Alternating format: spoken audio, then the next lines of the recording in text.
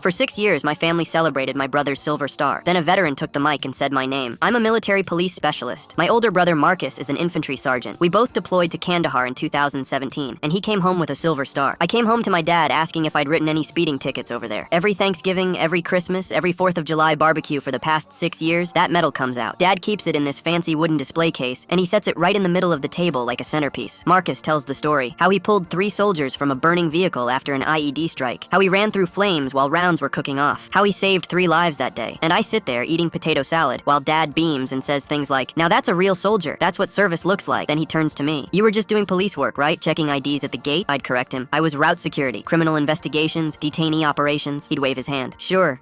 But Marcus was really in it, you know? My uncle once asked what I did over there, and before I could answer, Dad jumped in. He was basically a cop, wrote reports while the real soldiers fought. Marcus never corrected him, just smiled and changed the subject. I stopped trying to explain what MPs actually do. Stopped mentioning the convoys, the raids, the times we were first on scene. Didn't matter. I wasn't infantry, so I wasn't really a veteran in their eyes. Last Tuesday, there was a veterans town hall at the VFW in our hometown. Mental health resources, VA benefits, that kind of thing. Marcus and I both went. Dad came too, and I swear to God, he brought the medal case. Set it on the table next to his coffee like he was Marcus's manager or something. During the open discussion, this guy in his 40s stood up, Corporal Jenkins. I recognized him immediately from our deployment. He'd been in Marcus's unit. I want to talk about something that's been bothering me for years, Jenkins said. He pointed at Marcus. I served with Sergeant Collins. Good man. But there's a story that needs to be told correctly. The room went quiet. I could feel my heart starting to pound. Marcus looked confused, then nervous. October 2017, outside Fob Wilson. Vehicle hit an IED, caught fire. 3 soldiers trapped inside. Jenkins looked directly at me. Military police specialist was running route security that day. First on scene. I watched him run straight into those flames, no hesitation. Pulled out all 3 soldiers while ammunition was cooking off inside. Burned his hands, smoke inhalation, kept going back. My dad's face went pale. Jenkins continued. Sergeant Collins was there. He was in shock from the blast. We were treating him for head trauma when the rescue happened. Good soldier, but he froze. Couldn't move. Totally normal response to an IED strike. The room was absolutely silent. Every eye shifted between Marcus and me. The paperwork got mixed up in the chaos. A wards clerk put the wrong name down. By the time anyone realized it, the ceremony had already happened and Sergeant Collins was stateside. Jenkins looked at Marcus. Sir, I think you know this. Deep down. Marcus's face went bright red. He stood up, chair scraping loud against the floor. This is bullshit. His voice cracked. He grabbed his jacket and walked out. The door slammed behind him. Jenkins turned to me. We can get this corrected. Get you the recognition you actually earned. I shook my head. I didn't do it for medals. I just wanted them to come home. The words came out quieter than I meant. They had families. The veterans in that room nodded. They understood. But my dad just sat there staring at that display case like it had turned into something poisonous. We drove home in complete silence. Marcus won't return my calls. Dad can't look at me. Last night, my mom finally said something. I always knew you did more than you told us. 6 years. 6 years of being invisible while my brother wore my moment around his neck. And now that everyone knows the truth, my family's fractured into pieces. The veterans respect me now, but I'd almost rather have my family back, even if it meant staying invisible forever.